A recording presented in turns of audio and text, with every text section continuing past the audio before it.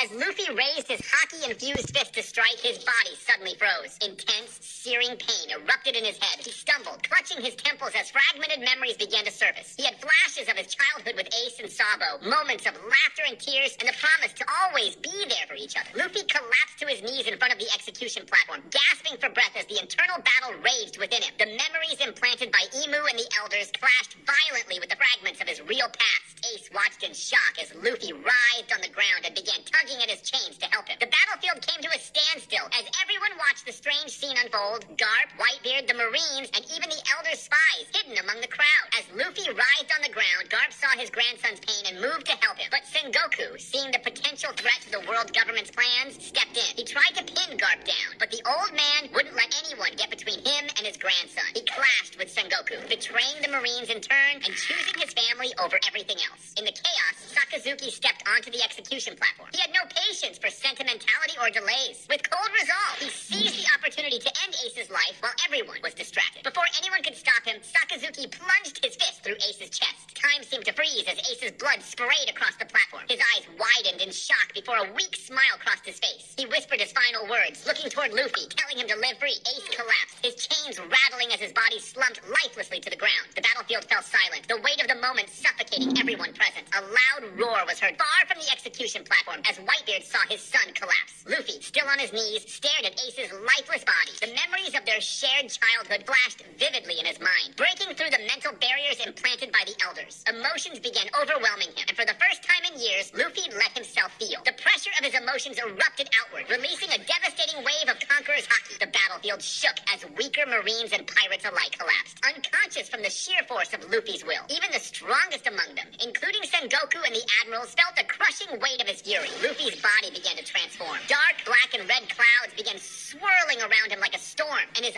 eyes glowed with an intense, burning anger. His devil fruit was awakened. This was not the joyful liberation of Nika. It was a corrupted, repressed state, driven by pain and rage. The ground beneath him warped and twisted, his newfound power altering reality in chaotic, unsettling ways. Without a word, Luffy lunged at Sakazuki, his movements erratic, yet overwhelmingly powerful. His rubbery body stretched and contorted in ways that defied logic, each attack infused with his rage-fueled haki. The air crackled with energy as his punches landed, shaking the very foundation of Marineford. Sakazuki struggled to keep up. His magma attacks, once unstoppable, were met with equal ferocity as Luffy's rubbery fists absorbed and countered them with devastating force. Luffy roared, his voice echoing unnaturally, saying that everyone would pay. The ground beneath him melted and cracked from the heat of their battle, and even the surrounding ocean began to churn violently. As Luffy's rampage continued, Garp finally broke free from Sengoku's hold and called out to his grandson. For a brief moment, Luffy hesitated. The Marines regrouped, determined to subdue him as Sakazuki leapt back. Luffy, consumed by fury and the unstable power of his corrupted Gear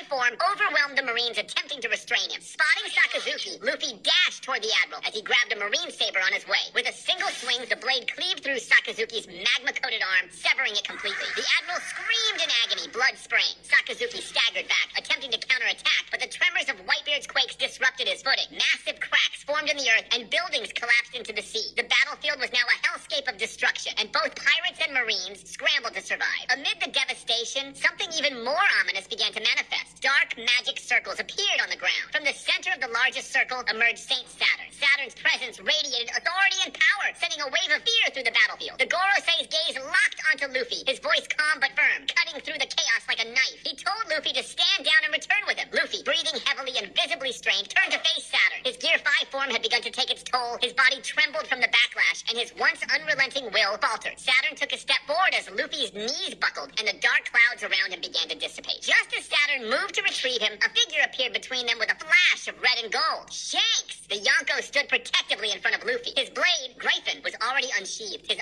eyes, sharp and focused, met Saturn's without fear, before declaring that Luffy wasn't going anywhere with him. Saturn's expression hardened, threatening Shanks over what would happen if he didn't step aside. Shanks' grip on Gryphon tightened, and he told Saturn to step aside or face his wrath. Recognizing Shanks as a serious threat, Saturn's calm demeanor shifted. His body began to contort as he unleashed the power of his devil